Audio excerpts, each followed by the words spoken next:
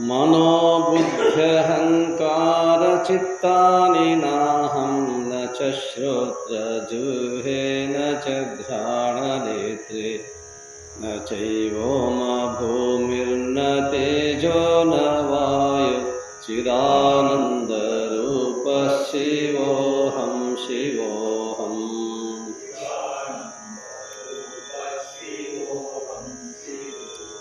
न च प्राणसंज्ञो न वै पञ्चवायुर्न वा सप्तधातुर्न वा पञ्चकोशः न वाक्पाणिपादं न चोपस्थपायु चिदानन्दरूपः शिवोऽहं शिवोऽहम्।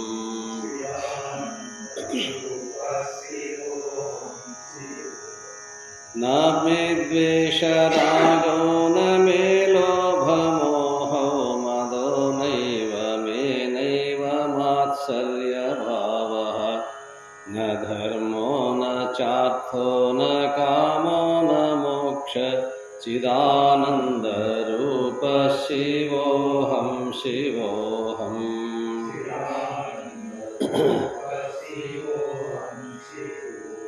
न पुण्यं न पापं न सौख्यं न दुःखं न मन्त्रो न तीर्थं न वेदा न यज्ञः अहं भोजनं नैव भोज्यं न भोक्ता चिदानन्दरूपः शिवोऽहं शिवोऽहम्।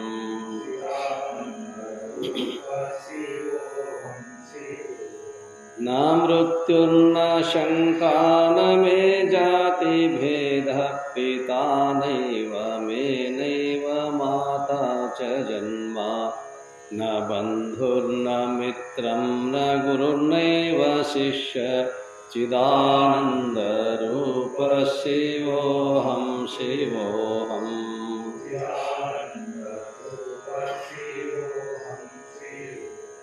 अहं निर्विकल्पो निराकाररूपो विभुर्व्याप्य सर्वत्र सर्वेन्द्रियाणि सदा मे समत्वं न मुक्तिर्न बन्ध चिदानन्दरूपः शिवोऽहं शिवोऽहम्।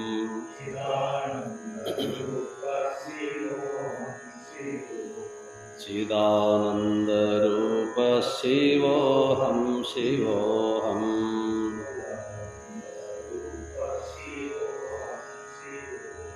जय मंगलम जय नमः पार्वतीपते शिव हर हर महादेव। सद्गुरुनाथ महाराज की जय।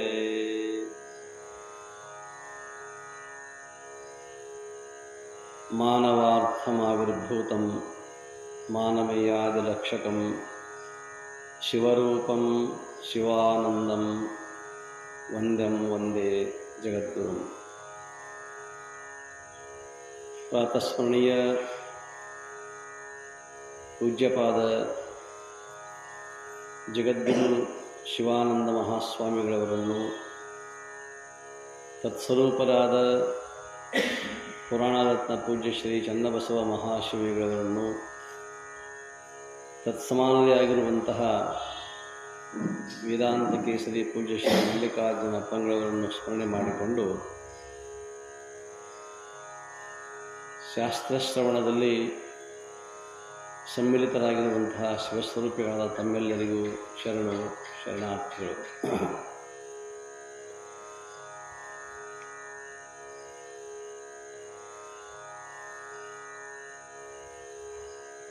ನಾವೀಗ ಮಂತ್ರಯೋಗ, ಲಯಯೋಗ ಅನ್ನುವ ವಿಷಯವನ್ನು ಕುರಿತಾಗಿ ಚಿಂತನೆಯನ್ನು ಮಾಡ್ತಾ ಇದ್ದೀವಿ. ಯಾವುದೇ ಒಂದು ವಿಷಯದ ಚಿಂತನೆಯನ್ನು ಮಾಡಬೇಕಾಗಿತ್ತು ಅಂತಂದರೆ, ಆ ಚಿಂತನೆಗೆ ಒಳಪಟ್ಟಿರುವಂತಹ ವಿಷಯ ಅರ್ಥಾತ್ ವಸ್ತು ಅಥವಾ ವ್ಯಕ್ತಿ, ಅದರಿಂದ ನಮಗೆ ಎಷ್ಟರ ಮಟ್ಟಿಗೆ ಅದು ಲಾಭ, ಅದರಿಂದ ನಮಗೆ ಏನೇನು ಫಲಶ್ರುತಿ ಅನ್ನುವಂಥದ್ದನ್ನು ಗಮನದಲ್ಲಿಟ್ಟುಕೊಂಡು ನಾವು ನಮ್ಮ ಕಣ್ಣಿಗೆ ಬಿದ್ದಿರುವಂಥ ಒಂದು ವಸ್ತುವಿನಲ್ಲಿ ಕುರಿತಾಗಿ ಚಿಂತನೆಯನ್ನು ಮಾಡ್ತೇವೆ. ಅದು ಲೌಕಿಕವಾಗಿರಬಹುದು, ಅಲೌಕಿಕವಾಗಿರಬಹುದು, ಪಾರಮಾರ್ಥಿಕವಾಗಿರಬಹುದು, ಪ್ರಾಪಂಚಿಕವಾಗಿರಬಹುದು. ಸಾಮಾನ್ಯವಾಗಿ ನಾವೆಲ್ಲ ಪ್ರಾಪಂಚಿಕ ವಿಷಯಗಳನ್ನು ಮುಂದಿಟ್ಟುಕೊಂಡು ಚಿಂತನೆಯನ್ನು ಮಾಡ್ತೇವೆ. ಈ ವಸ್ತು ನಮ್ಮ ಕಣ್ಣಿಗೆ ಬಿತ್ತು ಅಂದರೆ ಈ ವಸ್ತುವಿನ ಪೂರ್ವಾಪರತೆ ಏನು, ಇದರ ಹಿನ್ನೆಲೆ ಏನು, ಇದರಿಂದ ನನಗೆ ಎಷ್ಟರ ಮಟ್ಟಿಗೆ ಇದು ನನಗೆ ಫಲ ಕೊಟ್ಟೀತು, ಅಥವಾ ಮಧ್ಯದಲ್ಲಿಯೇ ಬಿಡ್ತದೋ ಹೇಗೆ, ಮಧ್ಯದಲ್ಲಿಯೇ ನಮ್ಮ ಚಿಂತನೆ ನಿಂತು ಹೋಯಿತು ಅಂತಂದರೆ ಈ ವಸ್ತುವಿನ ಅವಶ್ಯಕತೆ ನಮಗಿಲ್ಲ. ಕೊನೆಯವರೆಗೂ ಆ ವಸ್ತು ಅನ್ನುವಂಥದ್ದು ನನಗೆ ಸುಖವನ್ನು ಕೊಡಬೇಕು. ಮಧ್ಯದಲ್ಲೇ ಕೈ ಬಿಟ್ಟು ಹೋಗಿಬಿಡುತ್ತೇವೆ ಅಂತಂದ್ರೆ ಅದು ಚಿಂತನೆ ಅಲ್ಲ, ಅದು ಚಿಂತನೆ ಅಲ್ಲ.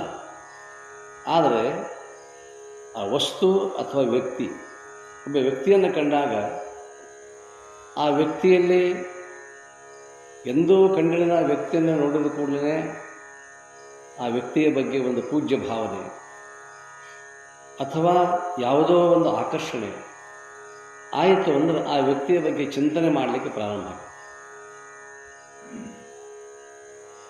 ಆ ಮನುಷ್ಯ ಕ್ರೂರಿ ಇದ್ದ ಅಂತಂದರೆ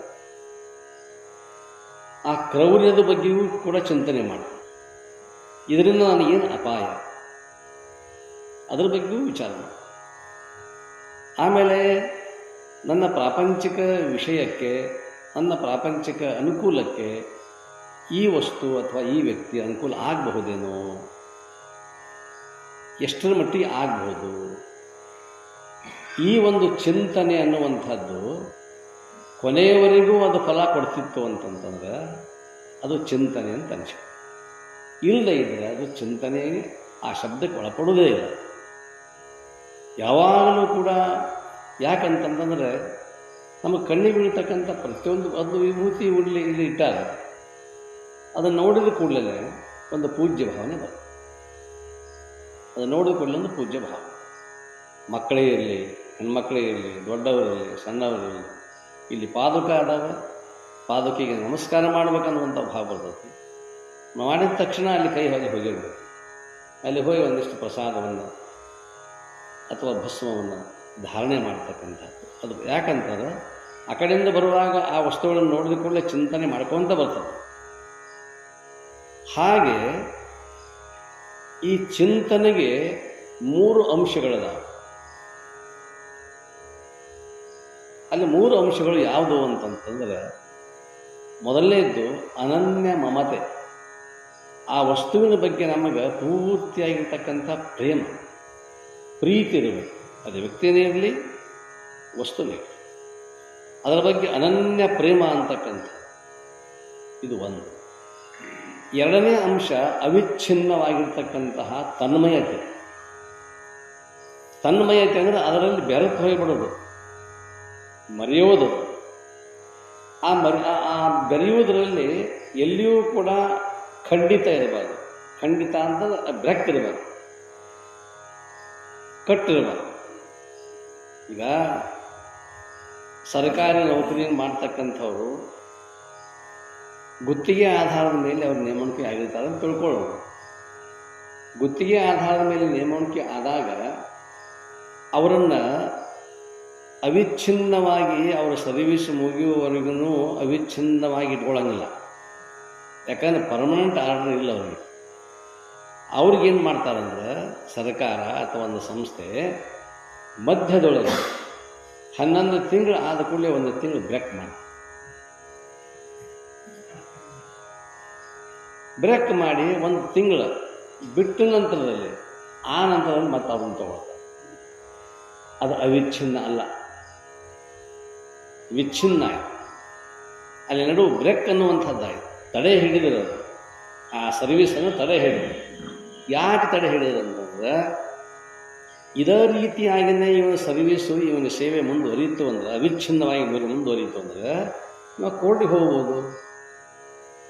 ಅದಕ್ಕೆ ಇವನು 1 ವರ್ಷದ ಮಟ್ಟಿಗೆ ನಾವು 11 ತಿಂಗಳ ಒಪ್ಪಂದದ ಮೇರೆಗೆ ಇವನು ನಾವು ಗುತ್ತಿಗೆ ಆಧಾರದ ಮೇಲೆ ತೊಗೊಂಡೇವಿ ಅನ್ನುವಂಥದ್ದನ್ನು ಹೆಂಗೆ ಒಂದು ಐತಲ್ಲ, ಒಂದು ವಿಚಾರ. ಆ ರೀತಿಯಾಗಿ ಇಲ್ಲಿಯೂ ಕೂಡ ಚಿಂತನೆಯಲ್ಲೂ ಕೂಡ ಅವಿಚ್ಛಿನ್ನವಾಗಿರ್ತಕ್ಕಂತಹ ತನ್ಮಯತೆ ಇರಬೇಕಲ್ಲಿ. ಅದರಲ್ಲಿ ನಾನು ಬೆರೆತಿರಬೇಕು. ಅಲ್ಲಿ ನಡು ಏನು ಕಟ್ಟಾಗ್ತಿರಬಾರ್ದು. ಒಬ್ಬ ವಿಜ್ಞಾನಿ ಸಂಶೋಧನೆಗೆ ಕುಳಿತುಕೊಂಡ ಅಂತಂತಂದ್ರೆ ನಡು ಅವು ಏನೋ ವಿಚಾರಗಳು ಬೇರೆ ಬರಕತ್ತಿದ್ವು ಅಂತಂದ್ರೆ ಅದು ಅವಿಚ್ಛಿನ್ನ ತನ್ಮಯತೆ ಅಲ್ಲ. ಮನಸ್ಸು ಚಂಚಲ ಆಗಿಬಿಡ್ತದೆ. ಆ ತನ್ಮಯತೆಯಲ್ಲಿ ಎಲ್ಲವನ್ನು ಮರೆತಾಗ ಒಂದು ಕಾರ್ಯ ಅಂತಕ್ಕಂಥದ್ದು ಆಗಲಿಕ್ಕೆ ಸಾಧ್ಯ. ಹಾಗೆ ಚಿಂತನೆಯಲ್ಲಿಯೂ ಸಹಿತ ಅವಿಚ್ಛಿನ್ನವಾಗಿರ್ತಕ್ಕಂಥ ತನ್ಮಯತೆ. ಇನ್ನು ಮೂರನೇ ಅಂಶ ಯಾವುದು ಚಿಂತನೆಗೆ ಅನುಕೂಲವಾಗಿರ್ತಕ್ಕಂಥದ್ದು ಅಂದರೆ ಆನಂದಾನುಭೂತಿ. ಅತೀ ಮಮತೆ ಅಥವಾ ಅನನ್ಯ ಮಮತೆ, ಅನನ್ಯ ಪ್ರೇಮ, ಅವಿಚ್ಛಿನ್ನ ತನ್ಮಯತೆ, ಅವೆರಡರಿಂದ ಆಗಿರ್ತಕ್ಕಂಥ ಮುಂದೆ ಫಲಿತಾಂಶ ಏನು ಅಂದರೆ ಆನಂದ ಅನುಭೂತಿ. ಆನಂದ ಆಗಬೇಕಲ್ಲ, ಅದು ಅನುಭೂತಿ ಆಗಬೇಕು, ಅನುಭವ ಬರಬೇಕು. ಬರೀ ಆನಂದ ಆಯ್ತು ಅಂತಲ್ಲ ಅನ್ನೋ ಹಾಗಿಲ್ಲ. ಆನಂದ ನನ್ನಲ್ಲಿ ಅನುಭವಕ್ಕೆ ಅಳವಡಬೇಕಲ್ಲ. ಈ ಮೂರು ಅಂಶಗಳು ಒಂದು ವಸ್ತು ಅಥವಾ ಒಂದು ವ್ಯಕ್ತಿಯನ್ನು ಕುರಿತಾಗಿ ಚಿಂತನೆ ಅನ್ನುವಂಥದ್ದಕ್ಕೆ ಹಸ್ತವೆ. ಈಗ ಅನನ್ಯವಾಗಿರ್ತಕ್ಕಂಥ ಮಮತೆ, ಅನನ್ಯವಾಗಿರ್ತಕ್ಕಂಥ ಪ್ರೇಮ. ಒಬ್ಬವ ಭಾರೀ ಸಂಪತ್ತಿನ ಮೇಲೆ ಪ್ರೇಮ ಇಲ್ಲ, ಬಹಳ ಸಂಪತ್ತಿನ ಮೇಲೆ ಪ್ರೇಮ ಇಲ್ಲ, ಖರೆ ಪ್ರೇಮ. ಸಂಪತ್ತು ಇಲ್ಲ, ಖರೆ ಆದ ಮೇಲೆ ಬಹಳ ಪ್ರೇಮ. ಇದ್ರೆ ಪ್ರೇಮ ಮಾಡ, ಇಲ್ಲ ಆದರೂ ಸಹಿತ ಒಬ್ಬ ಗುರುಗಳ ಹತ್ರ ಹೋಗಿ ಆ ಗುರುಗಳನ್ನು ಸಂಪರ್ಕ ಮಾಡಿ ನನಗೊಂದಿಷ್ಟು ಧನದ ಮೇಲೆ ಬಹಳ ಪ್ರೀತಿ ಮಮತೆ, ಅದಕ್ಕಾಗಿ ಒಂದಿಷ್ಟು ನನಗೆ ಆಶೀರ್ವಾದ ಮಾಡಿರಿ. ಅವಾಗ ಉಣ್ಣಾಕ ತಿನ್ನಕ್ಕೇನು ಕೊರತಿರಲಿಲ್ಲ. ಆದರೂ ಈ ಶ್ರೀಮಂತ ವರ್ಗದವರು ನೋಡಿ ಅವರು ಕೂಡಿಡೋದು, ಅವರಲ್ಲಿರ್ತಕ್ಕಂಥ ಸಂಪತ್ತು, ಅವರದಾಗಿರ್ತಕ್ಕಂಥ ಜೀವನದ ಶೈಲಿ, ಅದನ್ನು ನೋಡಿ ನಾನು ಹಿಂದೆ ಇರಬೇಕಂತ ತಿಳ್ಕೊಂಡು ಅವನಿಗೆ ಇಚ್ಛಾ. ಗುರುಗಳ ಹತ್ರ ಹೋದ, ಅವರು ಆಶೀರ್ವಾದ ಮಾಡಿದರು. ಒಳ್ಳೇದಾಕೈತೆ, ನನಗೆ ಭಾಳ ಚಲೋ ಆಕೈತಿ. ಕೆಲವು ಟೈಮಿನಾಗ ಆಶೀರ್ವಾದದ ಏನಾಕೈತಿ ಹೇಳಕ್ಕೆ ಬರುವುದು. ಮತ್ತು ಇವನ್ ಪರಿಸ್ಥಿತಿ ಹಾಗಿದ್ದಾಗ ಬೇಕ ಅಂತ ಕೂತಾಗ ಆಯ್ತು ಹೌದು. ಏನು ಹೇಳ್ತಾರೆ ಗುರುಗಳು, ಈ ಗುಡ್ಡದ ಸಮೀಪಕ್ಕೆ ಹೋಗ, ಅಲ್ಲೊಂದು ಗುಹಾ ಐತಿ, ಗವಿ. ಆ ಗವಿಯೊಳಗೆ ಹೋದಿ ಅಂತಂದ್ರೆ ಏನು ಅಪಾರವಾಗಿರ್ತಕ್ಕಂಥ ಸಂಪತ್ತು. ಎಲ್ಲಿ ನೋಡ್ತಿಲ್ಲ ಅನರ್ಘ್ಯವಾಗಿರ್ತಕ್ಕಂಥ ರತ್ನಗಳು, ಹಾರ ಹೀರಾವಳಿಗಳು, ಮಾಣಿಕ್ಯ, ಮುತ್ತು, ಏನು ಬೇಕಾದಂಥದ್ದನ್ನೇ ಆಯ್ಕೆ ಮಾಡ್ಕೋಬಹುದು. ಅಲ್ಲಿ ಅವುಗಳನ್ನು ತಗೊಂಡು ನೀನು ಆನಂದದಿಂದ ಇರಪ್ಪ. ಆದರೆ ಒಂದು ಕಂಡೀಷನ್, ಕರಾರ ಏನು, ಸೂರ್ಯ ಮುಳುಗೋದ್ರೊಳಗಾಗಿ ನೀವು ಬರಬೇಕು. ಸೂರ್ಯ ಮುಳುಗೋದ್ರೊಳಗಾಗಿ ನೀವು ಹೊರಗೆ ಬಾ. ಆಯ್ತು ಗುರುಗಳನ್ನು ನಮಸ್ಕಾರ ಮಾಡಿದ. ಅಷ್ಟು ಹೇಳಿ, ನಮಸ್ಕಾರ ಹೇಳಿ ಬಹಳ ಧಾವಂತಿಗೆಯಿಂದ ಹೋದ, ಧಾವಿಷ ಹೋದ. ಅದು ಒಳಗೆ ಮುತ್ಕಟಿ ಇಚ್ಛಾ, ಅದನ್ನು ನೋಡಬೇಕು, ಅದನ್ನು ತಗೋಬೇಕು, ಎಲ್ಲದಕ್ಕಿಂತ ನಾನು ಭಾಳ ಶ್ರೀಮಂತ ಆಗಬೇಕು ಅಂತ ತಿಳ್ಕೊಂಡು ಭಾಳ ಗಡಬಡಿಸಿ ಹೋದ. ಆ ಗುಹೆಯನ್ನು ಪ್ರವೇಶ ಮಾಡ್ತಾನೆ, ನೋಡ್ತಾನೆ. ಗುರುಗಳು ಹೇಳಿದ್ದು 100ಕ್ಕೆ 100 ಸತ್ಯ. ಹುಚ್ಚಿಡ್ದಂಗೆ ಆಗಿಬಿಡ್ತಾನೆ. ಯಾವುದು ತಗೊಳ್ಳಿ, ಯಾವುದು ಬಿಡಲಿ ಅಂತ ತಿಳ್ಕೊಂಡು ಅದ್ರ ಬೆಳಕು. ಸೂರ್ಯನ ಪ್ರಕಾಶ ಒಂದು ಕಡೆ ಇದ್ರೆ ಅದಕ್ಕಿಂತ ಹೆಚ್ಚಿನ ಪ್ರಕಾಶ ಆ ಮುತ್ತು ರತ್ನಗಳ ಬೆಳಕು, ಅಷ್ಟು ಭಯಂಕರ ಪ್ರಕಾಶ ನೋಡಿದ. ತಂದು ಏನು ಮ್ಯಾಗ ಒಂದು ಹೇಳಿದ ಮೇಲೆ ದುಪ್ಪಟ್ಟಿತ್ತು, ಹಾಸಿದ, ಆಯ್ಕೆ ಮಾಡ್ಕೊಳ್ಳೋ ಬಹಳ ಹುಷಾರಿಂದ ಆಯ್ಕೆ ಮಾಡ್ಕೊಂಡು ಒಂದೊಂದು ತೊಗೊಂಡು ಹಾಕಿ. ಇದನ್ನು ಹಾಕುವ ಹೊತ್ತಿನಾಗ ಅನಿಸೋದು ಮತ್ತೆ ಹೋಗಿ ನೋಡವ, ಇದಕ್ಕಿಂತ ಅದು ಚಲೋ ಐತದು, ಮತ್ತು ಅದನ್ನು ತಗೊಂಡ, ಮತ್ತೆ ತಂದಿಡವ. ಅದ್ರ ಮಗ್ಲ ಮತ್ತೊಂದು ಇರ್ತಿತ್ತು, ಇದಕ್ಕಿಂತ ಮತ್ತೆ ಅದು ಚಂದ ಕಾಣಿಸ್ತಿತ್ತು. ಹಿಂಗಾಗಿ ಅವ ಆರಿಸ್ಕೊಂಡ ಎಲ್ಲವನ್ನು ಕೂಡಿ ಹಾಕ್ಕೊಂಡು ಹಗಲಿಗೆ ಅದನ್ನು ಏರಿಸಿಕೊಂಡ. ಆದ್ರೆ ಅವನಿಗೆ ಅನಿಸ್ತತಿ, ಎಲ್ಲಿ ಹೋಗೋದು, ಏನು ಮಾಡೋದು ಹೋಗಿ? ಅದನ್ನು ಗಂಟು ಕಟ್ಟಾಕತ್ತೇನ. ಗಂಟು ಕಟ್ಟು ಹೊತ್ತಿನಾಗ ಅಂತಾನ, ಇಲ್ಲಿ ಅಂತೂ ಯಾರೂ ಇಲ್ಲ. ಇದಕ್ಕೆಲ್ಲ ಸಾಮ್ರಾಜ್ಯಕ್ಕೆ ನಾನಾ ಸಾಮ್ರಾಟ, ಎಲ್ಲ ನಂದ ಐತಿ. ಇದು ಗಂಟು ಕಟ್ಟೋದಾಗ ಏನು ಅರ್ಥ ಐತಿ? ಏನು ಬೇಡ, ಇಲ್ಲಿ ಅಂತೂ ಯಾರೂ ಇಲ್ಲ. ಯೋಗಿ ಪುರುಷ ನಾವು ಪುಣ್ಯಾತ್ಮ ನನಗೆ ಒಬ್ಬಗೆ ಹೇಳ್ಯಾನ, ಇಲ್ಲಂತೂ ಯಾವ ಬರುವುದಿಲ್ಲ, ದಟ್ಟ ಅರಣ್ಯ. ನನಗೆ ಹಂಗೆ ಆಶೀರ್ವಾದ ಮಾಡಿದರು ಗುರುಗಳು. ಇಲ್ಲಿ ಯಾವ ಹುಲಿ, ಕರಡಿ, ಚಿರತೆ ಅವಕ್ಕೂ ಏನೂ ಇಲ್ಲ, ಆನಂದವಾಗಿ ಐತಿ ಅಂತ ತಿಳ್ಕೊಂಡು ಅಂತ ಹೇಳಿ, ಆದ್ರೂ ಸ್ವಲ್ಪ ಹೊರಗೆ ಹೋಗಿ ಬರೋಣ ಅಂತ ತಿಳ್ಕೊಂಡು ಗುಹೆ ಬಾಗಿಲಿಗೆ ಬಂದಿದ್ದ. ಸೂರ್ಯಾಸ್ತ ಆಗಿತ್ತು. ಸೂರ್ಯ ಮುಳುಗಿದ್ದ. ಮುಂಜಾನೆ ನೀವು ಪ್ರವೇಶ ಆಗ್ಯಾನ. 5 ಗಂಟೆಗೆ ಹೋಗಿ ಗುರುಗಳನ್ನ ಭೇಟಿ ಆದಾವ. 6ಕ್ಕೆ ಹೋಗಿ ಗುಹೆಯೊಳಗೆ ಹೋಗ್ಯಾನ. ಮಧ್ಯಾಹ್ನ ಆಯಿತು, ಸಾಯಂಕಾಲ ಆಯಿತು, ಗೋಧೂಳಿ ಮುಹೂರ್ತ ಆಯಿತು, ಸೂರ್ಯ ಮುಳುಗಿದ. ಊಟ ಮಾಡಬೇಕು ಅನ್ನುವಂಥ ಖಬರಿಲ್ಲ ಅವನಿಗೆ. ನೀರಡಿಕೆಗಳು ಅಡಿಗೆ ಹೋದ್ಬಿಟ್ಟು, ಹಸಿವು ತೃಷೆಗಳು ಎಲ್ಲವೂ ಕೂಡ ಮಾಯ ಆಗಿಬಿಟ್ಟು, ಎಷ್ಟು ಮಮತೆ ಅವನಿಗೆ, ಬಿಟ್ಟು ಬರಲಾದಷ್ಟು ಮಮತೆ, ಅನನ್ಯ ಮಮತೆ, ಅಷ್ಟು ಪ್ರೇಮ. ಅದನ್ನು ಬಿಟ್ಟೇ ಹೋಗಬಾರ್ದು ಅಂತ ಹೇಳ್ಕೊಂಡು ಒಳಗಡೆ ಗದಾನ. ಬಾಲ ತೆಗಿಬೇಕತ್ತಾನ. ಅದ್ರದ್ದು ಆಟೋಮೆಟಿಕ್ಕಲ್ಲೆಲ್ಲ ಲಾಕರ್ ಇದ್ದೀವಲ್ಲ, ಅವು ದೊಡ್ಡ ಬಂಡಿಗಲ್ಲ, ಲಾಕ್ ಆಗಿಬಿಡುತ್ತೆ. ಲಾಕ್ ಆಗೇ ಬಿಡ್ತದೆ. ಅದು ಸಂಪತ್ತು ಹೇಳ್ತದೆ, ಇದಕ್ಕೆಲ್ಲದಕ್ಕೂ ನೀನೇ ಸಾಮ್ರಾಟ, ಎಲ್ಲಿಯೂ ಹೋಗಬೇಡ, ನಿನಗೆ ಹಸಿವೆ ಆಗೋದಿಲ್ಲ. ಆಗೈತೆ ಅವನಿಗೆ. ಅವನು ನೋಡಿ ಆನಂದಪಟ್ಟು ಕೊನೆಗಂತ ಬಾಗಲಂತೆ ಹೋದ. ಬಾಗಿಲು ತೆರೀಲಿಲ್ಲ. ಸೂರ್ಯಾಸ್ತ ಆಗೈತಿ. ಗುರುಗಳು ಬೇರೆ ಹೇಳಿದರು, ಸೂರ್ಯ ಮುಳುಗುವುದರಾಗಿ ಹೊರಗೆ ಬಾ ಅಂತ ಹೇಳಿದರು. ಹೊರಗೆ ಹೋಗಲಿಲ್ಲ. ನನ್ನ ಗತಿ ದೇವರೇ ಗತಿ ಅಂತಂದ. ಎಷ್ಟು ಅವನಲ್ಲಿ ಆ ಮಮತೆ ಹುಟ್ಟು ಬಿಡ್ತು ಅಂದ್ರೆ, ಆ ಸಂಪತ್ತನ್ನು ಬಿಟ್ಟು ಏನು ತನಗೆ ಎಷ್ಟು ಬೇಕು ಅಷ್ಟು ತೊಗೊಂಡು ಸಮಯದೊಳಗಿನ ಬಂದು ಬಿಟ್ಟಿದ್ದ ಅಂತಂತಂದ್ರೆ, ಬೇಕಾದಷ್ಟು ಎಂತೆಂಥ ಕೋಟಿ ಬೆಲೆ ಒಂದೇ ಒಂದು ವಸ್ತು, ಒಂದು ಹರಳು ಕೋಟಿ ಬೆಲೆ ಬಾಳತಕ್ಕಂಥ ಅಂಥವುಗಳನ್ನು ಹಾಕ್ಕೊಂಡು ಹೊರಗೆ ಬಂದು ಬಿಟ್ಟಿದ್ರೆ ಮುಗಿದು ಹೋಗ್ತಿತ್ತು. ಆದರೆ ಮನಸ್ಸು ಹೇಳ್ತಿತ್ತು, ಎಲ್ಲಿ ಹೋಗಿ ಏನು ಮಾಡವ, ಇದೇ ನಿಂದಿರುವಾಗ ಇಲ್ಲಿ ಯಾರೂ ಇಲ್ಲ, ಇದಕ್ಕೆ ಒಡೆಯರು. ಇನ್ನು ಆ ಗುರುಗಳು ಮತ್ತೊಬ್ಬನ ನನ್ನಂತಂದು ಕಳಿಸಿದ್ರು ಸಹಿತ ಅವೇನು ತೊಗೊಂಡ ಹೊಕ್ಕಾನ ಅಷ್ಟೇ, ಮತ್ತು ಬೇಕಾದಷ್ಟು ಐತಲ್ಲಿ ಅಂತ ತಿಳ್ಕೊಂಡು ಎಷ್ಟು ಅವನಲ್ಲಿ ಆ ಮಮತೆ ಅನ್ನುವಂಥದ್ದು ಗುಹೆಯನ್ನು ಬಿಟ್ಟು ಹೊರಗೆ ಹೋಗಲಾದಷ್ಟು ಕಟ್ಟಿ ಹಾಕಿಬಿಡ್ತು, ಬಂಧಿಸಿಬಿಡ್ತು. ಹೆಂಗೆ ಈ ಗುಹೆಯಲ್ಲಿರ್ತಕ್ಕಂಥ ಮುತ್ತು ರತ್ನಗಳು ಬಂಧಿಸಿದವೋ, ಹಂಗೆ ಹೃದಯ ಗುಹೆಯಲ್ಲಿರ್ತಕ್ಕಂಥ ಪ್ರಭು ಪರಮಾತ್ಮನನ್ನು ಗುರು ಮಾರ್ಗದರ್ಶನ ಮಾಡ್ತಾನೆ. ಹಿಂಗೆ ಹೋಗು ಅಂತ ತಿಳ್ಕೊಂಡು ಅಲ್ಲಿ ಆ ಗುಹೆಯಲ್ಲಿರ್ತಕ್ಕಂತಹ ಹೃದಯ ಗುಹೆ ಅಂತಕ್ಕಂಥದ್ದು, ಶರಣ ಜನರ ಸದು ಹೃದಯ ನಳಿನದಳು ಪರಿಶೋಭಿಸುತ್ತಿಹುದು ನಿನ್ನ ಪಾದ. ಪವಿತ್ರವಾಗಿರ್ತಕ್ಕಂಥ ಪಾದ ಭಗವಂತ, ನಿನ್ನ ಪಾದ ಅಲ್ಲದ. ಅನೇಕ ಜನರ ಸತ್ಪುರುಷರ ಮಹಾಸಂತರ ಹೃದಯಗಳು ಅಲ್ಲಿದಾವೆ. ಅದು ಆಶ್ರಯಸ್ಥಾನ ಹೃದಯ ಅಂತಕ್ಕಂಥದ್ದು. ಯಾಕೆ ಹೃದಯ ಅಂತಂತಂದ್ರೆ, ಎಲ್ಲ ಅವಯವಗಳು ವಿಶ್ರಾಂತಿ ಮಾಡ್ತವೆ, ಹೃದಯ ಯಾವಾಗಲೂ ವಿಶ್ರಾಂತಿ ಮಾಡೋದಿಲ್ಲ.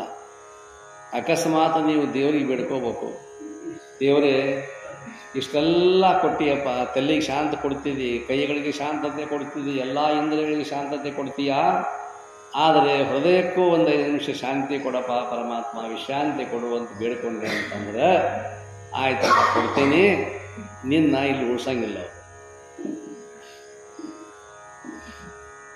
ವಿಶ್ರಾಂತಿ ಮನೆಯಾಗಿನ ವಿಶ್ರಾಂತಿ ಅಲ್ಲಿದು, ಮಣ್ಣಾಗಿನ ವಿಶ್ರಾಂತಿ. ಮನ್ಯಾಗ ವಿಶ್ರಾಂತಿ ತಗೊಳ್ಳೋದು ಬೇರೆ. ಹೃದಯದ ಬಡಿತ ನಿಂತು ಏನೋ ಒಂದು ತರಹ ಆವಾಜ ಬರಕತ್ತು, ಬಾಬಾನ ಫೋನ್ ಹೋತು. ಇದು ಅನನ್ಯ ಮಮತೆ, ಅನನ್ಯ ಮಮತೆ. ಇದು ಒಂದನೆಯ ಅಂಶ. ಇದು ಯಾವ ವಸ್ತುವಿನ ಕುರಿತಾಗಿ ನಾವು ಚಿಂತನೆಯನ್ನು ಮಾಡಬೇಕಾಗೈತಿ, ಆತ್ಮ ಸಾಕ್ಷಾತ್ಕಾರ ಮಾಡಿಕೊಳ್ಬೇಕಾಗೈತಿ, ಆ ವಿಷಯವನ್ನು ಕುರಿತಾಗಿ ನಮ್ಮಲ್ಲಿ ಅಷ್ಟು ಮಮತೆ ಇತ್ತು ಅಂದ್ರೆ, ಪ್ರೇಮ ಇತ್ತು ಅಂದ್ರೆ ಆ ವಸ್ತು ನಮಗೆ ಒಲಿಲಿಕ್ಕೆ ಸಾಧ್ಯ, ಅಥವಾ ನಾವು ಅದರಲ್ಲಿ ಬರೀಲಿಕ್ಕೆ ಸಾಧ್ಯ. ಅವ ಬರುತ್ತಾ ಪ್ರಾಣ ಹೋಗೋದಕ್ಕೆ ಆ ಪ್ರಶ್ನೆ ಬೇರೆ ಕಳ್ಕೊಂಡವ. ಅವನ ದಡ್ಡತನವೋ ಅಥವಾ ಅವನ ಜಾಣತನವೋ ಗೊತ್ತಿಲ್ಲ. ಅಷ್ಟು ಅದು ಭೌತಿಕವಾಗಿರ್ತಕ್ಕಂಥ ಈ ಪ್ರಾಪಂಚಿಕವಾಗಿರ್ತಕ್ಕಂಥ ಯಾವುದೇ ವಸ್ತುಗಳ ಮೇಲೆ, ವಿಷಯಗಳ ಮೇಲೆ ಅತಿಯಾದ ಪ್ರೇಮವನ್ನು ಇಟ್ಟಿವೆ ಅಂದರೆ ಅದು ಬಂಧನ ಆಯಿತು. ಅದಕ್ಕೆ ಬಂಧನ ಅಂತ ಕರೀತಾರೆ. ಅದು ಬಂಧಿಸಿಬಿಡುತ್ತೆ, ಗುಹೆಯವನನ್ನು ಒಳಗೆ ಕೆಡವಿಬಿಡುತ್ತೆ, ಹೊರಗೆ ಹೋಗಲಾರ್ದಂಗೆ ಮಾಡಿಬಿಡುತ್ತೆ. ಇದು ಅತಿ ಮಮತೆ. ಅತಿ ಮಮತೆ ಅನ್ನುವಂಥದ್ದು ಸಹಿತ ಅದು ಕೂಡ ದುಃಖಕ್ಕೆ ಕಾರಣ ಆಗುತ್ತೆ. ಆದರೆ ಆ ಮಮತೆಯನ್ನು ಅಲ್ಲಿಡುವಂಥ ವಿಷಯಗಳಲ್ಲಿ ಇಡುವುದಿಲ್ಲ. ಈ ಎಲ್ಲ ಪ್ರಪಂಚಕ್ಕೆ, ವಿಷಯ ಪ್ರಪಂಚಕ್ಕೆ ಕಾರಣೀಭೂತವಾಗಿರತಕ್ಕಂಥ ಒಂದು ಸತ್ಯವಸ್ತು ಏನಿದೆಯೋ ಅಲ್ಲಿ ನಾನು ನನ್ನ ಪ್ರೇಮವನ್ನು, ಅತಿಯಾಗಿರ್ತಕ್ಕಂಥ ಅನನ್ಯವಾಗಿರ್ತಕ್ಕಂಥ ಪ್ರೇಮವನ್ನು ಇಟ್ಟನೆ ಅಂದರೆ, ಅದಕ್ಕೆ ಗೀತೆ ಹೇಳಿತು, ಅನನ್ಯಾಶ್ಚಿಂತಯಂತೋ ಮಾಂ ಯೇ ಜನಾಃ ಪರ್ಯುಪಾಸತೆ. ಅನನ್ಯಾಶ್ಚಿಂತಯಂತೋ ಮಾಂ ನನ್ನನ್ನು ಅನನ್ಯ ಚಿಂತನೆಯಿಂದ ಯಾರು ಉಪಾಸನೆ ಮಾಡುತ್ತಾರೆಯೋ, ಯಾರು ನೆನೆಯುತ್ತಾರೆಯೋ, ಯೇ ಜನಾಃ ಪರ್ಯುಪಾಸತೆ, ಯಾರು ನನ್ನನ್ನು, ಯಾವ ಜನರು, ಯಾವ ಭಕ್ತ ನನ್ನನ್ನು ಉಪಾಸನೆ ಮಾಡುತ್ತಾನೆಯೋ, ಯೋಗಕ್ಷೇಮಂ ವಹಾಮ್ಯಹಂ, ಅವನ ಯೋಗಕ್ಷೇಮವನ್ನು ನಾನು ನೋಡ್ತೀನಿ. ಆದರೆ ನನ್ನ ಕಡೆ ಮುಖ ಆಗಬೇಕಲ್ಲ, ವಿಷಯಗಳ ಕಡೆ ಮುಖ ಆದ್ರೆ ನಾನು ನೋಡೋದಿಲ್ಲ. ಅಪ್ಪ ಅಂದ ಕೂಡಲೇ ಅಪ್ಪ ಎತ್ಕೋತಾನೆ, ಅವ್ವ ಅಂದ ಕೂಡಲೇ ಅವ್ವ ಎತ್ಕೋತಾಳ.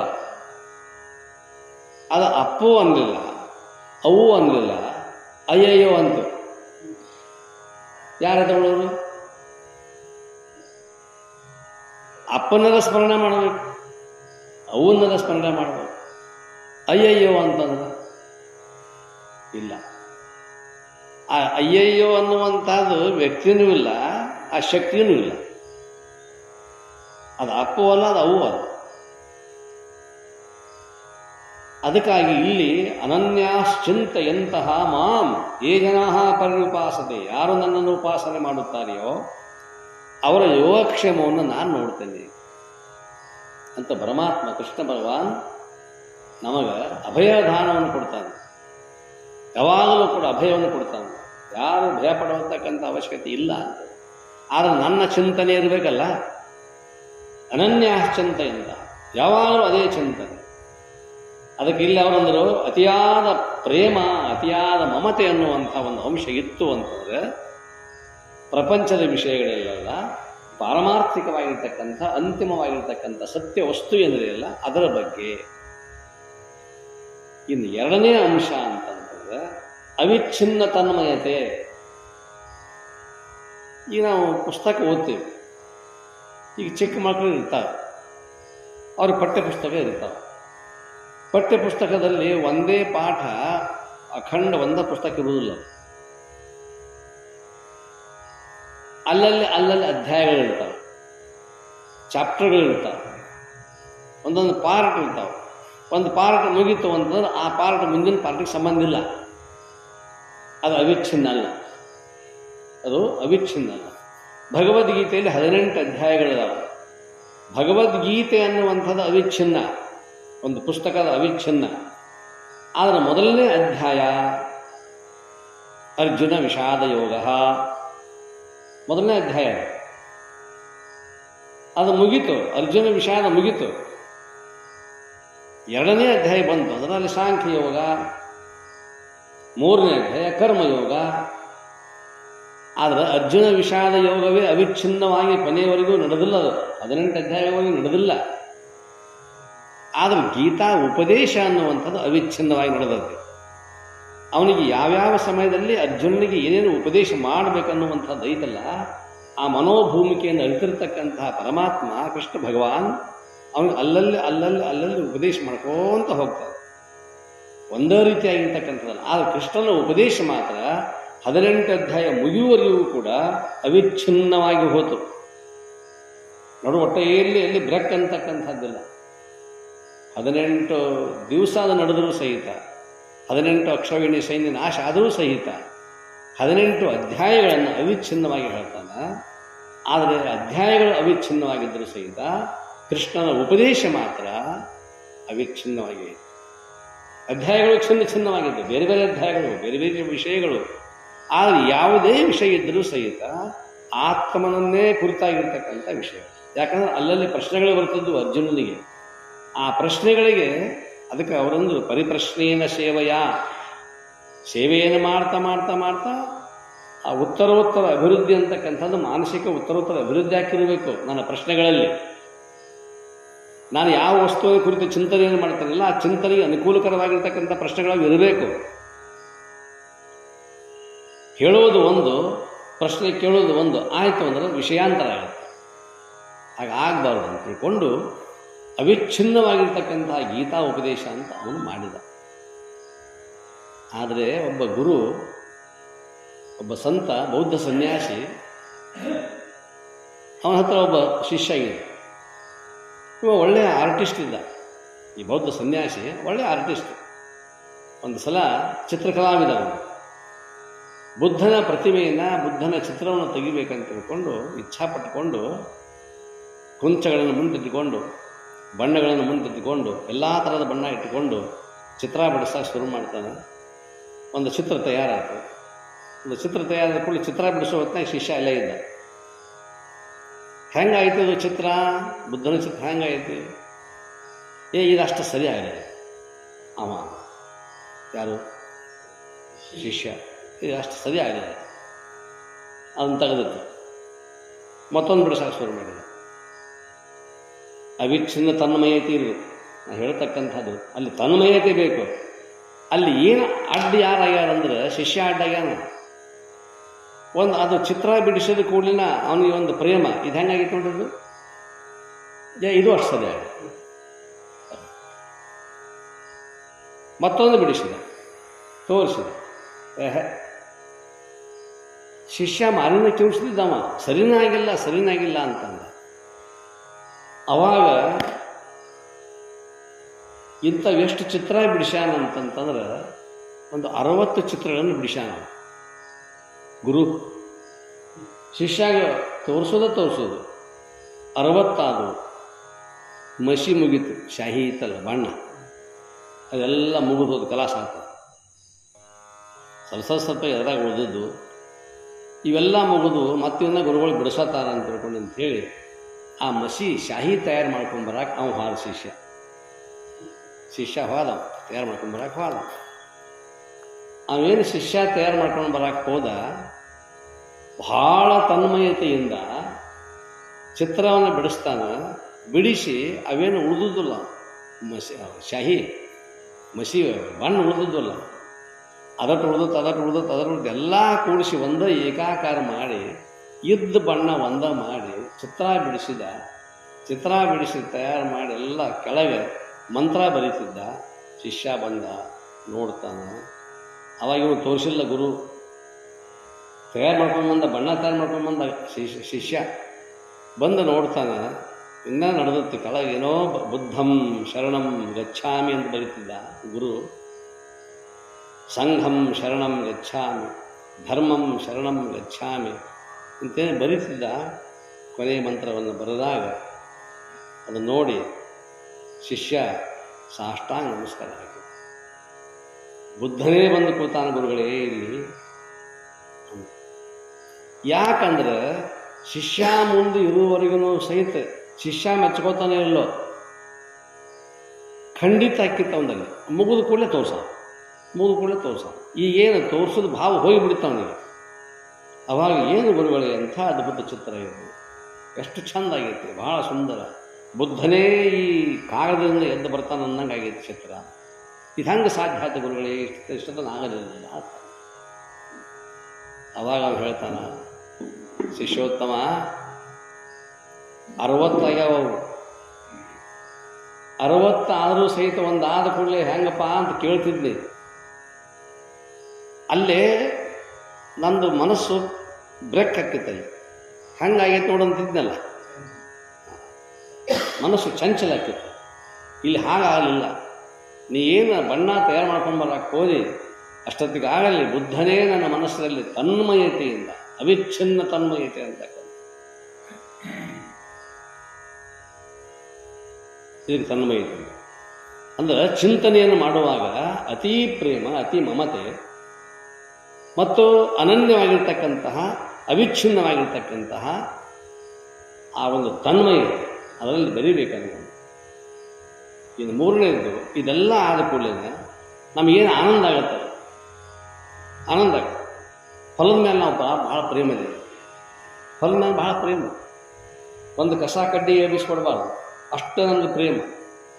ಕನ್ನಡಿದ್ದಂಗೆ ಸ್ವಚ್ಛ, ನೆಲ ಅಂದರೆ ಹೊಲ ಅಂದರೆ ಕನ್ನಡಿದ್ದಂಗೆ ಅಷ್ಟು ಮಾಡಿ ಚಲೋ ತಂಗ ಅದರಾಗಿ ಏನು ಬಿತ್ತಬೇಕು ಬಿತ್ತಿದ್ನಿ. ಕಬ್ಬು ಹಚ್ಚಿದ್ನಿ, 10 ಎಕರೆ ಜಮೀನು, 10 ಎಕರೆ ಜಮೀನ್ದಾಗ ಒಂದು ಕಡೆ ಕಬ್ಬು, ಒಂದು ಕಡೆ ಸೂರ್ಯಪಾನ, ಒಂದು ಕಡೆ ಗೊಂಜಾಳ, ಒಂದು ಕಡೆ ಹತ್ತಿ ಎಲ್ಲ ಬಿತ್ತಿದ್ವಿ.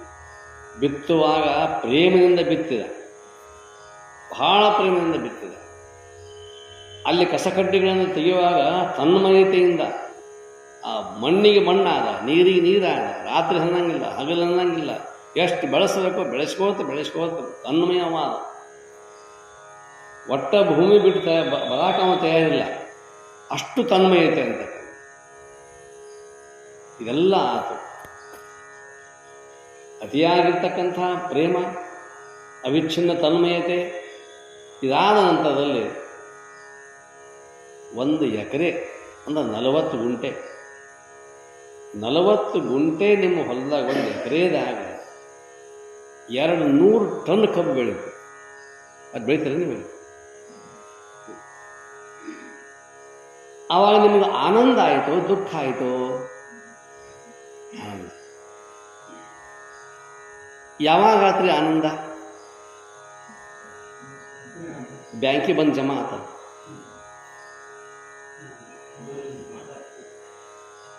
ಫ್ಯಾಕ್ಟ್ರಿ ಹೋತು, ಭಾಳ ತೂಕ, ಎಲ್ಲದಕ್ಕಿಂತ ಚಲೋ ತೂಕು ಬಂತು, ಕಬ್ಬು ಭಾಳ ಚಲೋ ಬೆಳೆದಿತ್ತು. ಅದು ಬೆಳಿಬೇಕಾದ ಕಾರಣ ಏನು? ಇಷ್ಟು ಬಿಲ್ ಬಂದ ನಂತರದಲ್ಲಿ ನಿಮಗೆ ದುಃಖ ಆತೋ, ತೃಪ್ತಿ ಆಯ್ತು, ಆನಂದ ಆಯ್ತು, ಸಮಾಧಾನ.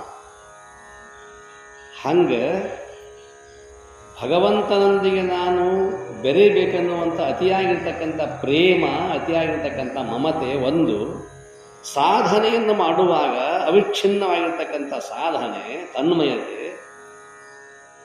ಅವೆರಡರ ಸಮ್ಮಿಶ್ರಣದಿಂದಾಗಿ ಕೊನೆಗೆ ನನಗೆ ಸಿಗ್ತಕ್ಕಂಥದ್ದು ಯಾವುದು ಅಂದ್ರೆ ಆನಂದಾನುಭೂತಿ. ಹೆಂಗೆ ಕಬ್ಬು ಭಾಳ ಚಲೋ ಬೆಳೆದು ಒಳ್ಳೆ ಇಳುವರಿ ಕೊಡ್ತು ಅಂತಂದ್ರೆ, ಎಕರೆದಾಗ 200 ಟನ್ ಬೆಳೆದಾನಂತಾರೆ ಸಾಮಾನ್ಯನ್ರಿ. ಬೆಳೆದಲಿಕ್ಕೆ ಸಾಧ್ಯ ಐತೆ ಅಂದ್ರೆ ಆಗ್ಬೋದು, ಹೇಳೋಕ್ಕಾಗೋದಿಲ್ಲ, ಅವರವರ ದುಡಿಮೆ ಮೇಲಿಂದ ಕಾರಣ. ಅದು ಇಲ್ಲಿ ಅಷ್ಟು ಬೆಳೆದಾನಪ್ಪ ಅಂತಂದಮೇಲೆ, ಅಷ್ಟು ಬೆಳೆದ ಪ್ರತ್ಯೇಕವಾಗಿ ನಿಮಗೇನು ಬಂತು? ಒಂದು ಜಮಾ ಆತ. ಅದು ಜಮಾ ಆಗಿದ್ದಕ್ಕೆ ಮನಸ್ಸಿಗೆ ತೃಪ್ತಿ ಆಯ್ತು, ಆನಂದ. ಹೆಂಗೆ ಒಂದು ಬೆಳೆಯನ್ನು ಬೆಳೆದ ನಂತರ ರೈತನಿಗೆ ಅದರಿಂದ ಬಂದಿರತಕ್ಕಂಥ ಫಲಶ್ರುತಿ ಅಂತ ಹೇಳ್ತಾರೆ. ಕೊನೆಗೆ ಏನು ಒಂದು ಆನಂದ ಆಯ್ತಲ್ಲ, ಅದು ದುಡ್ಡು ಬಂದ ಕೂಡಲೇ ನನ್ನೆಲ್ಲ ಪ್ರಪಂಚಿಕ ಅನುಕೂಲತೆಗಳಿಗಾಗಿ ಏನೇನು ಮಾಡಬೇಕು ಅದೆಲ್ಲವನ್ನು ಮಾಡ್ಕೊಳ್ತಾ ನಾವು ಹೊರಟೆ. ಏನಪ್ಪ ದೇವರು ಕೊಡೋ ಟೈಮ್ಗೆ ಹೆಂಗೆ ಕೊಡ್ತಾನೋ ಹೇಳಕ್ಕೆ ಬರೋದಿಲ್ಲ. ಅದು ಕೊಡೋ ಸಮಯ ಅದು. ಮಳೆ ಬರಲಿ ಬರದೇ ಇರಲಿ, ಕೊಡಬೇಕಂತ ಅನಿಸ್ತಂದ್ರೆ ದೇವರಿಗೆ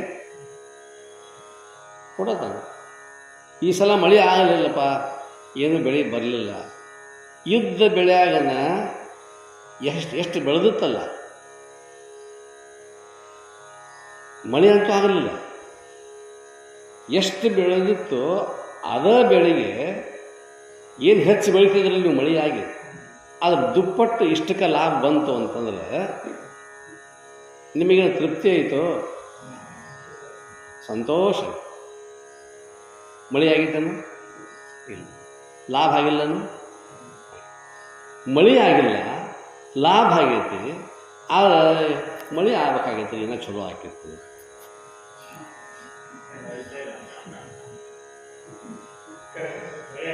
ಮಳೆ ಆಗಿದ್ದರೂ ಸಹಿತ ಇಷ್ಟು ವರ್ಷದಾಗ ನೀವು ಹಿಂಗೆ ಬೆಳೆದಿಲ್ಲ.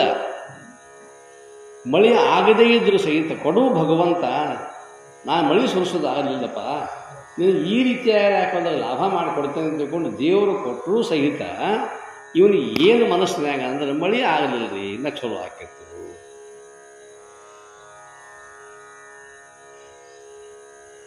ದೇವರು ಕೊಟ್ಟ ಕಾಲಕ್ಕೆ ಅದನ್ನು ಆನಂದವನ್ನು ಅನುಭವಿಸಲಿಕ್ಕಂತಂತಂದ್ರೆ ಏನು ಪ್ರಯೋಜನ? ಅದಕ್ಕಿಲ್ಲಿ ಸಾಧನೆಯನ್ನು ಮಾಡುವಾಗ, ಮನಸ್ಸಿನ ಏಕಾಗ್ರತೆಯನ್ನು ಸಾಧಿಸುವಾಗ ಈ ರೀತಿಯಾಗಿರ್ತಕ್ಕಂಥ ಮನೋಭೂಮಿಕೆ ಚಿಂತನೆಗೆ 3 ಅಂಗಗಳಿವು. ಅತಿಯಾದ ಮಮತೆ, ಅವಿಚ್ಛಿನ್ನ ತನ್ಮಯತೆ, ಇವೆರಡರ ಫಲಶ್ರುತಿಯಿಂದಾಗಿ ಆನಂದಾನುಭೂತಿ, ಆನಂದದ ಅನುಭವ ಆಗಬೇಕು. ಅಂದಾಗ ಮಾತ್ರ ಇವ ಮಾಡಿರ್ತಕ್ಕಂಥ ಸಾಧನೆಗೆ ಒಂದಿಷ್ಟು ಬೆಲೆ ಅಂತಕ್ಕಂಥದ್ದು ಸಿಗಲಿಕ್ಕೆ ಸಾಧ್ಯತೆ ಮತ್ತು ಆನಂದವೂ ಕೂಡ ಆಗಲಿಕ್ಕೆ ಸಾಧ್ಯ. ಅಂತಹ ಒಂದು ಆನಂದ ಸಿಗಬೇಕಾಗಿತ್ತು ಅಂತಂದ್ರೆ ಪಡೆದು, ಜಪಿಸಿ, ನೋಡಿ, ಕೇಳಿ, ನೆನೆದು ಇಷ್ಟೆಲ್ಲ ಆಗ್ಯಾವ. ಈಗ ಸಾಧನೆಗಳು ಆಗ್ಯಾವ. ಲಯಯೋಗದಲ್ಲಿ ಎಷ್ಟೆಲ್ಲ ಸಾಧನೆಗಳಾಗ್ಯಾವ.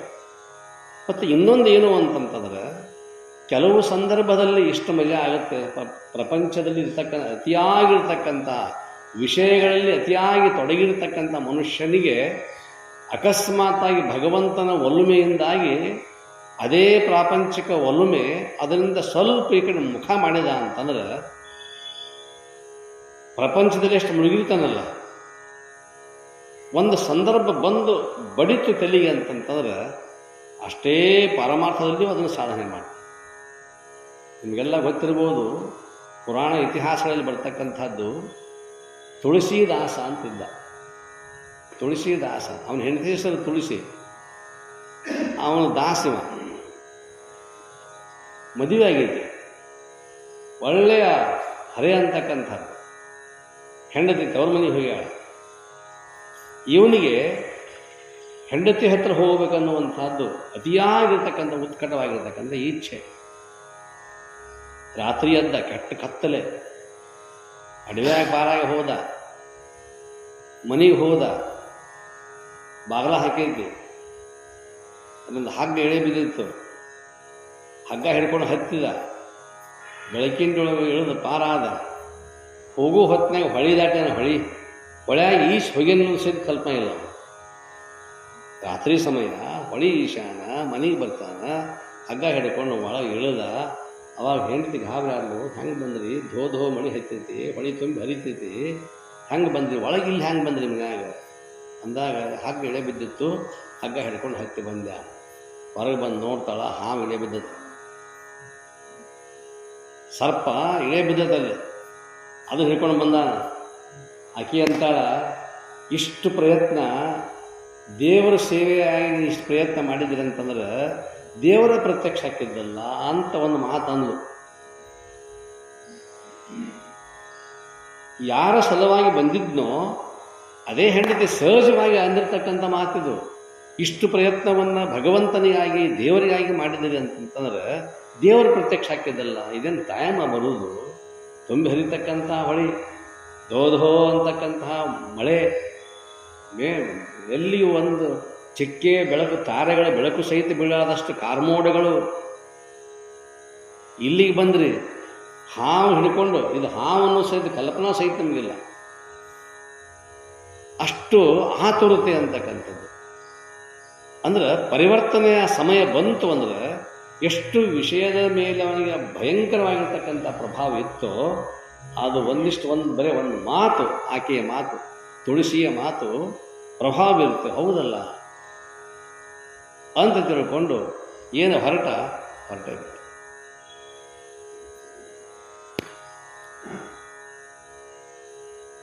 ಆದರೆ ಹೀಗೆ ಇವನು ಮನಸ್ಸು ಪರಿವರ್ತನೆ ಆಗ್ತೈತೆ ಅನ್ನೋದು ಕಲ್ಪನಾ ಇರಲಿಲ್ಲ. ಅಷ್ಟು ಪರಿವರ್ತನೆ ಅಂತಕ್ಕಂಥದ್ದು ಹೀಗೂ ಆಗಲಿಕ್ಕೆ ಸಾಧ್ಯ. ಒಂದು ಟೈಮ್ನೊಳಗೆ ಹಿಂಗಾಗಿಬಿಡುತ್ತೆ. ಅಂತಹ ಒಂದು ವಿಶೇಷತೆ ಅಂತಕ್ಕಂಥದ್ದು ಅಂಥ ಒಂದು ಆತುರತೆ ಅಂತಕ್ಕಂಥದ್ದು. ಆ ರೀತಿಯಾಗಿರ್ತಕ್ಕಂಥ ಆತುರತೆ ಇದ್ದಾಗ ಈ ಮಂತ್ರವನ್ನು ಪಠಣ ಮಾಡ್ತಾ ಮಾಡ್ತಾ ಮಾಡ್ತಾ ಮಾಡ್ತಾ ಇರುವಾಗ ಲಯ ಆಗಬೇಕಾಗಿತ್ತು ಅಂದ್ರೆ ಆ ಚಿಂತನೆ ಜೊತೆಗೆ ಕೂಡಿಕೊಂಡು ನಾನು ಲಯ ಆಗಬೇಕಾಗಿತ್ತು ಅಂತಂದರೆ ಮನಸ್ಸು ಅನ್ನುವಂಥದ್ದು ಬ್ರಹ್ಮಾಕಾರ ವೃತ್ತಿ ಆಗಬೇಕಲ್ಲ, ಇದು ದೇವ ವೃತ್ತಿ ಆಗಬೇಕಲ್ಲ, ದೇವ ಸದನಕ್ಕೆ ಹೋಗ್ಬೇಕಾಗಿತ್ತಲ್ಲ, ಇದು ಮನಸ್ಸು ಅನ್ನುವಂಥದ್ದು. ಆ ಮನಸ್ಸಿನ ಪಳಗಿಸುವಿಕೆಯನ್ನು ಈ ಮಂತ್ರ ಅಂತಕ್ಕಂಥದ್ದು ಮಾಡಿ ಮಂತ್ರ ಸಂಪೂರ್ಣ ಫಲ ಕೊಡ್ತೀಗ. ಆ ಫಲಶ್ರುತಿಯಿಂದಾಗಿ ಆ ಮನಸ್ಸನ್ನು ಲಯ ಮಾಡಬೇಕು, ಸಮರಸ ಮಾಡಬೇಕು. ಅಂಥ ಒಂದು ಆ ಲಯಯೋಗವನ್ನು ಇದು ಹೇಳ್ತಾ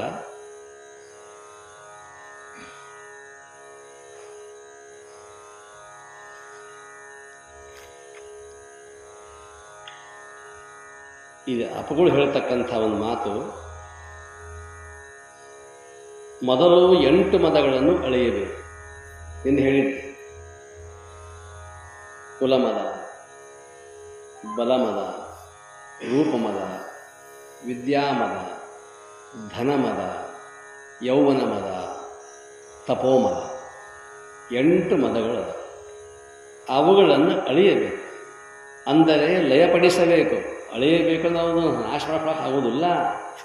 ಅವುಗಳನ್ನು ಯಾವ ಕಡೆ ತರಿಸಬೇಕು ಅಂತಂದ್ರೆ ನಮ್ಮ ಬಲವನ್ನು, ನಮ್ಮ ಛಲವನ್ನು, ನಮ್ಮ ಕುಲವನ್ನು, ನಮ್ಮ ಸಿರಿ ಸಂಪತ್ತನ್ನು ಆ ಕಡೆಗೆ ಭಗವಂತನತ್ತ ಮುಖ ಮಾಡಿಸ್ಬೇಕು.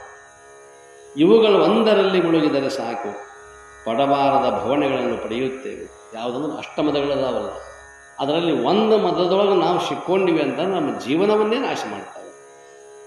ಈಗ ಅನ್ನದ ಮದ ಹೊಂದಿದ್ದರೆ ಏನೂ ತಿಳಿಯುವುದಿಲ್ಲ.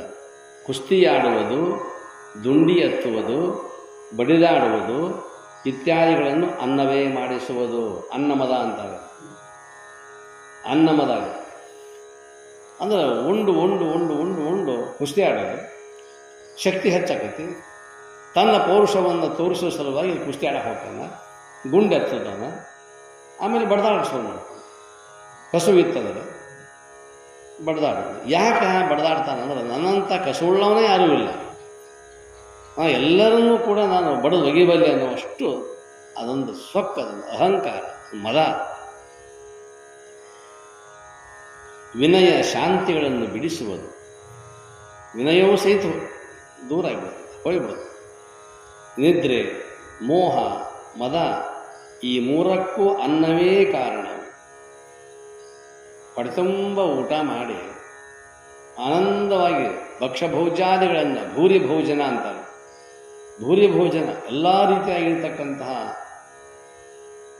ಒಳ್ಳೆ ಒಳ್ಳೆ ಒಳ್ಳೆ ಪದಾರ್ಥಗಳನ್ನು ಊಟ ಮಾಡಿ ಶಾಸ್ತ್ರಕ್ಕೆ ಕೂತೀವಿ ಅಂತಂದ್ರೆ ಹಾಸಿಗೆನ ಹಾಸೋದು ಶಾಸ್ತ್ರ. ಅದಕ್ಕೆ ಅವ್ರು ಅಂತಾರೆ, ನಿದ್ರೆ, ಮೋಹ, ಮದ ಈ 3ಕ್ಕೂ ಅನ್ನವೇ ಕಾರಣವು. ಗರ್ವ ನಿಗರ್ವಕ್ಕೂ ಇದೇ ಕಾರಣ. ಅವು ಗರ್ವ ಪಡಲಿಕ್ಕೆ ಅಥವಾ ನಿಗರ್ವಿಗಳಾಗಲಿಕ್ಕೆ ಈ ಅನ್ನವೇ ಕಾರಣ. ಪ್ರಪಂಚದಲ್ಲಿಯ ದುಷ್ಟತ್ವ ಶಿಷ್ಟತ್ವಗಳಿಗೆ ಇದೇ ಮುಖ್ಯ. ಈ ಅನ್ನ ಅನ್ನುವಂಥದ್ದು ಬಹಳ ಮುಖ್ಯವಾಗಿರ್ತಕ್ಕಂಥದ್ದು, ಬಹಳ ಪ್ರಭಾವವನ್ನು ಉಂಟು ಮಾಡ್ತಕ್ಕಂಥದ್ದು. ಅನ್ನದಿಂದ ಕೊಬ್ಬಿದ ಮನಸ್ಸು ವಿಷಯದಲ್ಲಿ ತೊಡಗಿ ಮಹಾ ದುಃಖಕ್ಕೆ ಈಡು ಮಾಡಿ ಭವದ ಸಂತಾಪವನ್ನು ಹೆಚ್ಚಿಸುವುದು. ವಿಷಯಕ್ಕೆ ತೊಡಗೋ ಹಂಗೆ ಮಾಡಿಬಿಡ್ತದೆ ಈ ಭೋಗ, ಈ ವಿಷಯ ಅಂತಕ್ಕಂಥ ಅನ್ನ ಅಂತಕ್ಕಂಥ. ಜಾಣನು ಈ ತೊಡಕನ್ನು ಬಿಡಿಸಿಕೊಂಡು ದೊರಕಲೇನದರೊಳು ಪರಿಣತಗೊಂಡು ತಿರುಗಿ ಜನಿಸಬಾರದೆಂದು ಈಶ್ವರನ ನೆನಪಿನಲ್ಲಿರುವನು. ಸದಾವಕಾಲದಲ್ಲಿ ಪರಮಾತ್ಮನ ಧ್ಯಾನದಲ್ಲಿರ್ತಾನೆ.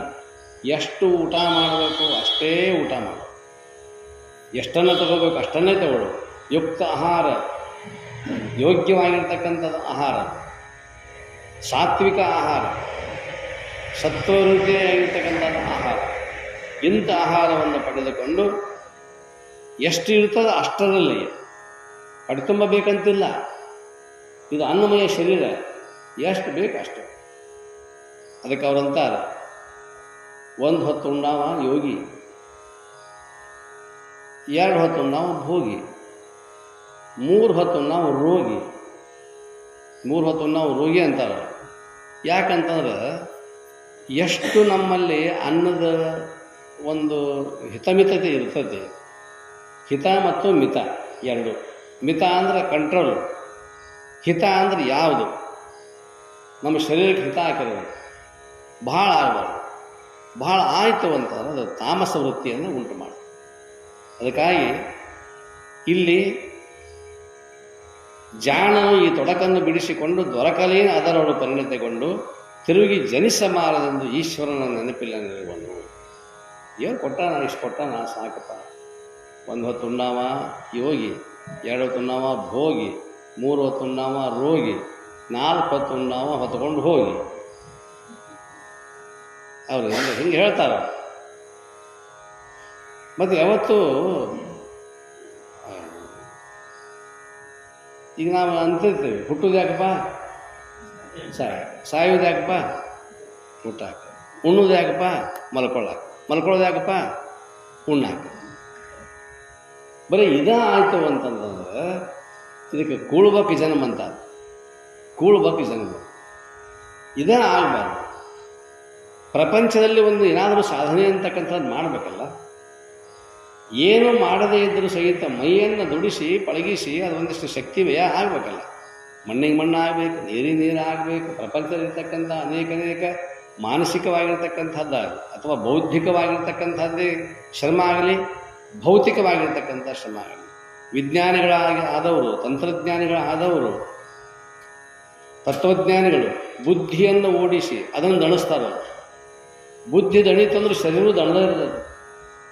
ಬುದ್ಧಿಗೂ ಮತ್ತು ದೇಹಕ್ಕೂ ಅಷ್ಟು ಸಂಬಂಧ ಇದೆ. ಏನೆಲ್ಲ ಹುಡುಗರೆಲ್ಲ ಕುತ್ಕೊಂಡು ಕೆಲಸ ಮಾಡ್ತಾರೆ, 8 ತಾಸು ಕೆಲಸ ಮಾಡ್ತಾರೆ ಮನ್ಯಾಗ. ಅದೆಲ್ಲೋ ಪರದೇಶದ ಕಂಪನಿಗಳು ಇರ್ತಾವೆ, ಇಲ್ಲಿ ಕೆಲಸ ಕೊಡ್ತಾರೆ. ನಿಮ್ಮ ಮನ್ಯಾಗ ಕೂತು ಗೋಡಿಯಾಗ ಕೂತು ನಿಮ್ಮ ಮನ್ಯಾಗ ಕೂತ್ಕೊಂಡು ಕೆಲಸ ಮಾಡ್ತಿರ್ತಾರೆ. ಊಟಕ್ಕೆ ಬಿಡುವುದಿಲ್ಲ ಅವರು, ಅಷ್ಟು ಶ್ರಮ ವಹಿಸಿ ಕೆಲಸ ಮಾಡ್ತಿರ್ತಾರೆ. ಅದು ಯಾವಾಗ ನೆಲ ಸಿಕ್ಕಿತು ಅಂತಿರ್ತಾರೆ. ಅದರಾಗ ಬೆಂಗಳೂರಂಥ ದೊಡ್ಡ ದೊಡ್ಡ ಮುಂಬೈದಂಥ ಪಟ್ಟಣದೊಳಗೆ ನೌಕರಿ ಮಾಡ್ತಕ್ಕಂಥವ್ರು 15, 20, 30, 40 ಕಿಲೋಮೀಟ್ರ್ ಹೋಗಿ ಬರ್ಬೇಕು ಅವ್ರ ಕಂಪನಿಯಿಂದ ಕೆಲಸ ಮಾಡಿ. ಬುದ್ಧಿ ಕೆಲಸ ಮಾಡ್ತಿರ್ತದೆ, ದೇಹ ದಣದಿರ್ತದೆ. ಅದೂ ಇಲ್ಲ, ದೈಹಿಕವೂ ಇಲ್ಲ, ಬೌದ್ಧಿಕವಾಗಿಯೂ ಇಲ್ಲ. ಎರಡರ ಪರಿಶ್ರಮ ಇಲ್ಲದನ್ನ ಹಂಗೆ ಊಟ ಮಾಡೋದು. ಇದು ಭೂಮಿಗೆ ಭಾರ, ಭೂಮಿಗೆ ವಜನ. ಅದು ಕೂಳಿಗೆ ಭಾರ, ಭೂಮಿಗೆ ವಜನ, ಕೂಳಿಗೆ ಭಾರ. ಈ ರೀತಿಯಾಗಿರ್ತಕ್ಕಂಥ ಇದು ಸಾಧನೆ ಆಯ್ತೇನೋ ಅಂತಾರೆ. ಅದಕ್ಕೆ ಏನಾದರೂ ಒಂದು ಬೌದ್ಧಿಕವಾಗಿರ್ತಕ್ಕಂಥದ್ದು ಅಥವಾ ಶಾರೀರಿಕವಾಗಿರ್ತಕ್ಕಂಥ ಒಂದು ಶ್ರಮ ಅಂತಕ್ಕಂಥದ್ದು ಇದ್ದುಕೊಂಡು ಭೌತಿಕವಾಗಿರ್ತಕ್ಕಂತಹ ಸಂಪಾದನೆ ಮಾಡಿರಿ ಅಥವಾ ಪ್ರಾಪಂಚಿಕವಾಗಿರ್ತಕ್ಕಂಥದ್ದು ಅಥವಾ ಪಾರಮಾರ್ಥಿಕವಾಗಿರ್ತಕ್ಕಂಥದ್ದು ಚಿಂತನೆ ಅಂತಕ್ಕಂಥದ್ದು ಇರಬೇಕು. ಅನ್ನಕ್ಕಾಗಿ ಕುದಿಯುವುದಿಲ್ಲ, ಕುದಿಯುವ ಮನಸ್ಸನ್ನು ಎಳತಂದು ಸ್ವರೂಪದಲ್ಲಿ ಲಯಪಡಿಸುವನು. ಅನ್ನಕ್ಕಾಗಿ ಬದುಕವಲ್ಲ ಅವನು, ತನ್ನ ಸ್ವರೂಪದ ಸಾಕ್ಷಾತ್ಕಾರಕ್ಕಾಗಿ ಮನಸ್ಸನ್ನು ಎಳೆತಾನೆ. ಎಳೆದು ತಗೊಂಡು ಬಂದು ಅದನ್ನು ಅಲ್ಲಿ ಲಯಪಡಿಸ್ತಾನೆ, ಯಾವುದೋ ಒಂದು ಅವ್ಯಕ್ತ ಚಿಂತನೆಯಲ್ಲಿ ಲಯಪಡಿಸ್ತಾನೆ. ಆಗ ಶಾಂತನೂ ದಾಂತನೂ ಲಯಯೋಗಿಯೂ ಅನ್ನಿಸಿಕೊಳ್ಳುವನು. ಅವಾಗ ಅವನಿಗೆ ಸಂಪೂರ್ಣ ಶಾಂತ ವೃತ್ತಿ ಅಂತಕ್ಕಂಥದ್ದು ಬರ್ತದೆ. ಆಮೇಲೆ ಅವನಲ್ಲಿ ಒಂದು ಸಮರಸತೆ ಬರ್ತದೆ, ತನ್ಮಯತೆ, ಸಮರಸತೆ, ಅತಿ ಮಮತೆ, ಆಮೇಲೆ ಆನಂದ ಅನುಭೂತಿ, ಇವೆಲ್ಲವುಗಳು ಆಗಿ ಅವ ಒಂದು ತರಹ ಏನೋ ಯಾವುದೋ ಒಂದು ಸ್ಥಿತಿಯಲ್ಲಿ ಇದ್ದ. ಇದರಂತೆ ಯಾವ ಮದಗಳನ್ನೂ ಹಿಡಿಯದೆ ಹೃದಯದಲ್ಲಿ ನಿಧಾನ ನಿದ್ದು ಲಯಯೋಗ ಆಚರಿಸುವನು. ಆ ಲಯಯೋಗದಲ್ಲಿ ಇದ್ದಾಗ ಅಲ್ಲಿಯೂ ಸಹಿತ ನಿನ್ನ ಹೇಳಿದ್ನಲ್ಲ, ತಪಸ್ಸಿನ ಮದ ಅಂತಕ್ಕಂಥದ್ದು ಬರ್ತದೆ ಅಂತ ತಿಳ್ಕೊಂಡು, ಆದರೆ ಇಲ್ಲಿ ಅದು ಬರುವುದಿಲ್ಲ. ಯಾಕಂದರೆ ನೀವು ಆ ಸಮರಸ ಆಗತ್ತೆ. ಸಮರಸ ಆದ ನಂತರದಲ್ಲಿ ಆ ರೀತಿಯಾಗಿರ್ತಕ್ಕಂತಹ ಮದ ಅಂತಕ್ಕಂಥದ್ದು, ಮೋಹ ಅನ್ನುವಂಥದ್ದು, ನಿದ್ರೆ ಅನ್ನುವಂಥದ್ದು, ಇವು ಮೂರೂ ಕೂಡ ಅವನಲ್ಲಿ ಸುಳಿಯುವುದಿಲ್ಲ. ಅವ ಆನಂದ ಅನುಭೂತಿಯನ್ನು ಪಡಿತಾನೆ. ಇಷ್ಟು ಅವನ ಸ್ಥಿತಿ ಅಂತಕ್ಕಂಥದ್ದು. ಅದಕ್ಕೆ ಚಿಂತನೆಗೆ ಮೂಲಭೂತವಾಗಿರ್ತಕ್ಕಂಥ 3 ಅಂಶಗಳಿದಾವ. ಒಂದು ಅತಿಯಾಗಿರ್ತಕ್ಕಂಥ ಮಮತೆ, ಪ್ರೇಮ ಇರಬೇಕು. ಅದು ಮತ್ತು ಅನನ್ಯವಾಗಿರ್ತಕ್ಕಂಥ ಅವಿಚ್ಛಿನ್ನವಾಗಿರ್ತಕ್ಕಂಥ ತನ್ಮಯತೆ ಇರಬೇಕು. 3ನೇದು ಆನಂದ ಅನುಭೂತಿ. ಇವು 3 ಇದ್ದುವು ಅಂತಂತಂದರೆ ಲಯ ಯೋಗ ಅಂತಕ್ಕಂಥದ್ದು ಅದು ಸಾಮರಸ್ಯವನ್ನು ಹೊಂದಲಿಕ್ಕೆ ಸಾಧ್ಯ. ಯಾವುದು? ಮನಸ್ಸು ಅಲ್ಲಿ ಹೋಗಬೇಕಲ್ಲ. ಆ ಒಂದು ಹಿಡಿತವನ್ನು ಎಳೆತವನ್ನು ಮಾಡ್ತಕ್ಕಂಥದ್ದು ಯೋಗಿಯ ಕೆಲಸ ಅಂತಕ್ಕಂಥ. ಹಾಗಾದರೆ ಈ ಮನಸ್ಸು ಅನ್ನುವಂಥದ್ದು ಲಯ ಆಗಬೇಕು, ಒಪ್ಪೋಣ. ಆದರೆ ಮನಸ್ಸು ಎಲ್ಲಿ ಲಯ ಆಗಬೇಕು? ಮನಸ್ಸು ಲಯ ಆಗುವ ಅಂದರೆ ಎಲ್ಲೇ? ನದಿ ಹೋಗಿ ಸಮುದ್ರಕ್ಕೆ ಸೇರಬೇಕು, ಒಪ್ಪೋಣ. ಸಣ್ಣದಿದ್ದದ್ದು ದೊಡ್ಡದರಲ್ಲಿ ಅದು ಸೇರ್ತದೆ. ಹಂಗೆ ಇದು ಸಣ್ಣದಾಗಿರ್ತಕ್ಕಂಥ ಚಿಕ್ಕದಾಗಿರ್ತಕ್ಕಂಥ ಮನಸ್ಸು, ನೀವು ಆ ದೇವರು, ಭಗವಂತ, ಯಾವುದೋ ಒಂದು ಅವ್ಯಕ್ತ ಶಕ್ತಿ, ಬ್ರಹ್ಮ, ಚೈತನ್ಯ ಅಂತ ಹೇಳ್ತಿರಲ್ಲ, ಅದು ಕಣ್ಣಿಗೆ ಕಾಣಿಸೋದಿಲ್ಲ. ಹಾಗಾದ್ರೆ ಎಲ್ಲಿ ಇದನ್ನು ಸೇರಿಸಬೇಕು, ಎಲ್ಲಿ ಲಯಗೊಳಿಸಬೇಕು? ಅದು ಏಕಾಗ್ರತೆ ಯಾಕೆ ಮಾಡಬೇಕು, ಎಲ್ಲಿ ಅದನ್ನು ಮಾಡಿಸ್ಬೇಕು ಅಂತ ಅವ್ರ ವಿಷಯ. ನಾಳೆ ನೋಡು. ಜಯ ಮಂಗಲಂ, ಜಯ ನಮಃ ಪಾರ್ವತೀಪತೆ ಶಿವ ಹರ ಹರ ಮಹಾದೇವ.